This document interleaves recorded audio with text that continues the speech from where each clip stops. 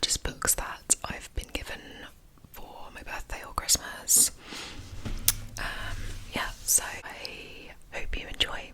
Also, a couple of these books I did show in my birthday haul, but obviously if you haven't watched my birthday haul then you wouldn't have seen, so sorry if it feels like I'm repeating it, but you can always just like skip to the next book. So the first book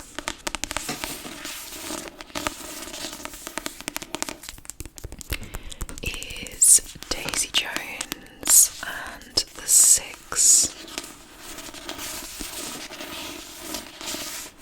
I love the sounds it makes when the writing is raised. I think it sounds really cool.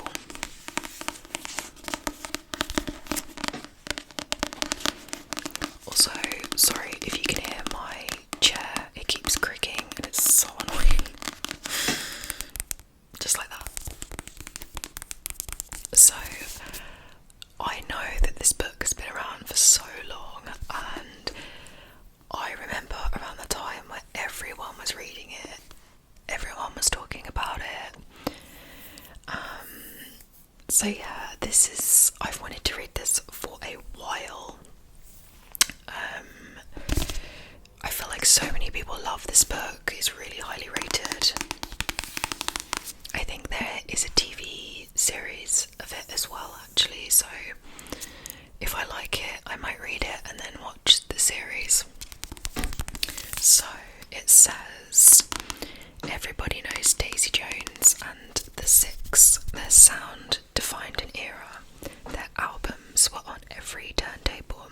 They sold out arenas from coast to coast. Then, on the 12th of July 1979, Daisy Jones walked barefoot on the stage at the Whiskey, and it all came crashing down.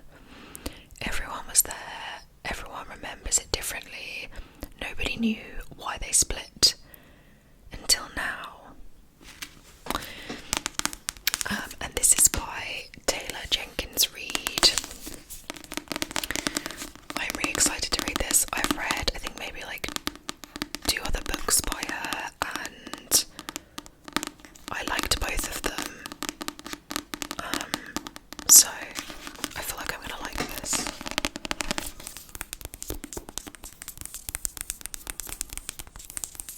Okay, book number 2 is this absolute juicy. Why is she so thick? Like, it's so long. So this is. Oh, that sounds. It's raised again. I like that. This is A Court of Mist and Fury. A Court of Mist and Fury by Sarah J. Maas.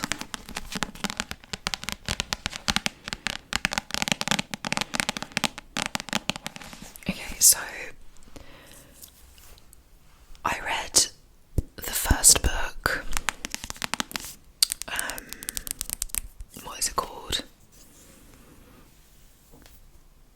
A Court of Thorns and Roses. Is that what it's called? I can't remember. I read the first book and it was okay. I think I gave it like 3 stars. I'm not a huge fantasy girl. I do want to get more into fantasy, so that's why I started reading ACOTAR. Yeah, the first book itself has not sold me on the series. However, I know people are obsessed with this book, so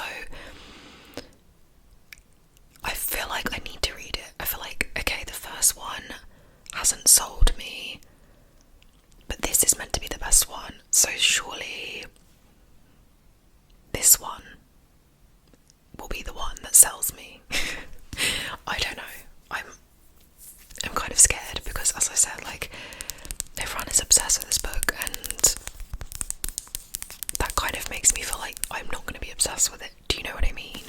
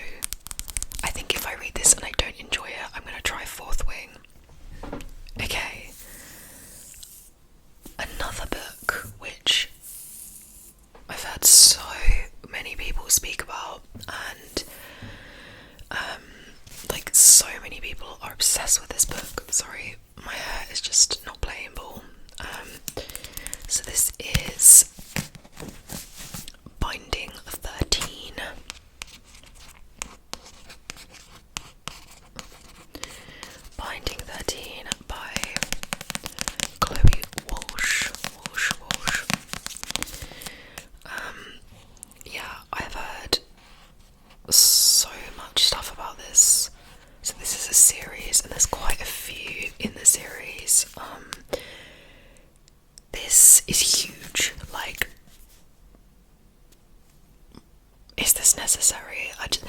I find this very, very intimidating, I can't lie. I've definitely not read a book this big before. Why? Literally, why is it so... Why? Okay, so this is... How many pages? Oh my gosh. It's nearly 800 pages. Why? Oh my god. This is basically 2 books in one.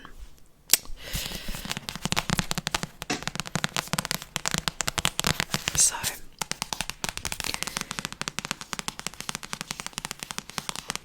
I will read the blurb. It says, Johnny Kavanagh has everything going for him. Primed for stardom on the rugby pitch, he's a force to be reckoned with. Nothing will stop him hitting the heights, not even the shy new girl at Tommen College. With sad eyes and hidden bruises, the one that distracts him as no one ever has. Life has never been easy for Shannon Lynch. She arrives at a prestigious private school praying for a fresh start, desperate to shake off the demons that plague her. On her very first day, she encounters the notorious Johnny Kavanagh. Instantly drawn to him, Shannon finds herself once again the target of bullies as she forms a fragile alliance with rugby's rising star. But as they fall into a complicated friendship and grapple with their undeniable chemistry, Johnny and Shannon cannot foresee the obstacles that will threaten their blossoming relationship. I think, again, I really hope this isn't overhyped.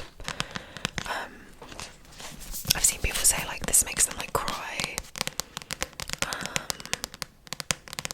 I think for me I'm either gonna love it or hate it. And as I said before, the length, like the pure size of this book just puts me off, but again, I really hope it lives up to the hype. If you have read this series, please let me know in the comments. And did you like it? Did you love it? Did you hate it? Let me know. Okay,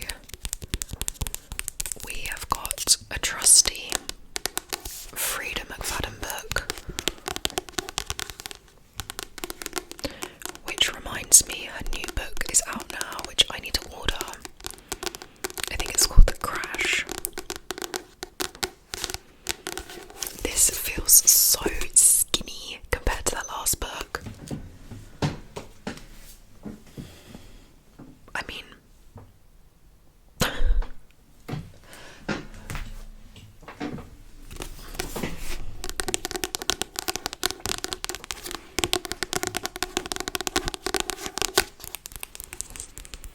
I feel like I'm going to read this one soon. It sounds really good.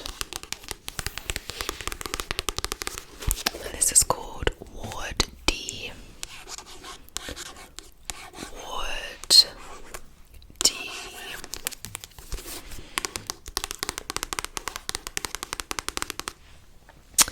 So, medical student Amy Brenner is spending the night on a locked psychiatric ward. Amy has been dreading her evening working on Ward D, the hospital's inpatient mental health unit. There are very specific reasons why she never wanted to do this. Required overnight rotation. Reasons nobody can ever find out. And as the hours tick by, Amy grows increasingly convinced something terrible is happening within these tightly secured walls. When patients and staff start to vanish without a trace, it becomes clear that everyone on the unit is in grave danger. Amy's worst nightmare was spending the night on Ward D, and now she might never escape. Scandalous.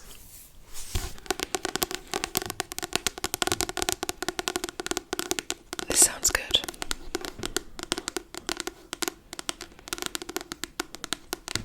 The last Frida book I read was The Boyfriend, and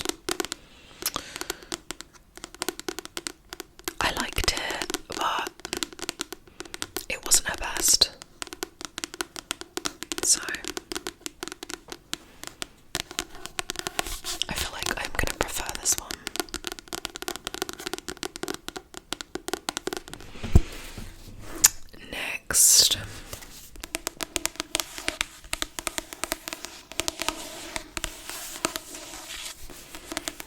This is called The Perfect Child by Lucinda Berry.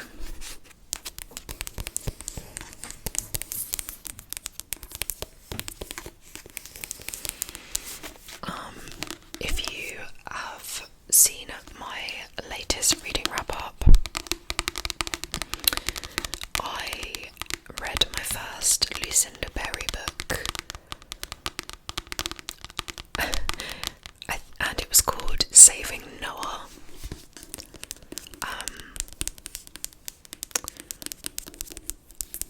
I liked her writing. I didn't like what the book was about. The book itself was really depressing, and just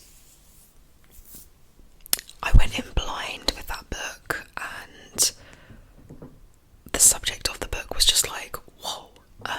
However, I did really like her reading style, and I got this one maybe with Saving Noah.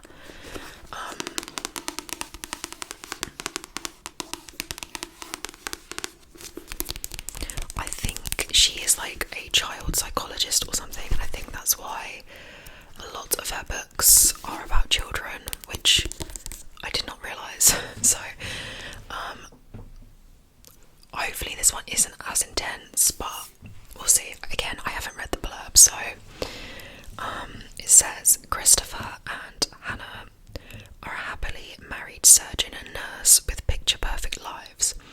All that's missing is a child. When Janie, an abandoned 6-year-old, turns up at their hospital, Christopher forms an instant connection with her, and he convinces Hannah they should take her home as their own. But Janie is no ordinary child, and her damaged psyche proves to be more than her new parents were expecting. Janie is fiercely devoted to Christopher, but she acts out in increasingly disturbing ways, directing all her rage at Hannah.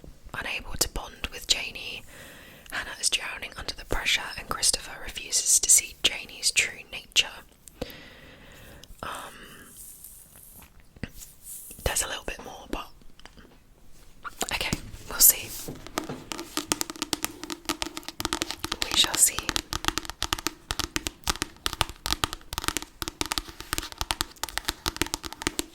It sounds good. It sounds not as intense as the last book, at least.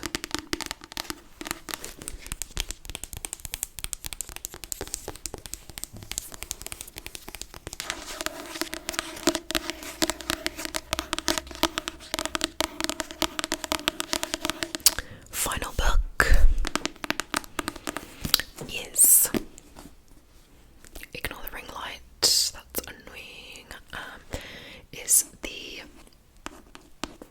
that looks so bad, the Happy Ever After playlist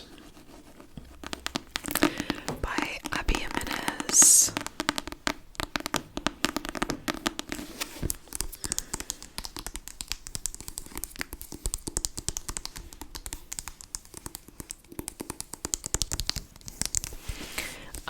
I have actually read this recently, so this is going to be in my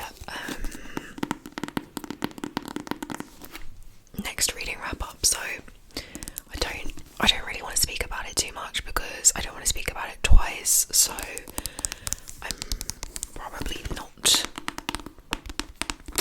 I might just leave this one a mystery. This is also in a set, so this is the second book. There's 3 in total, so it's The Friend Zone,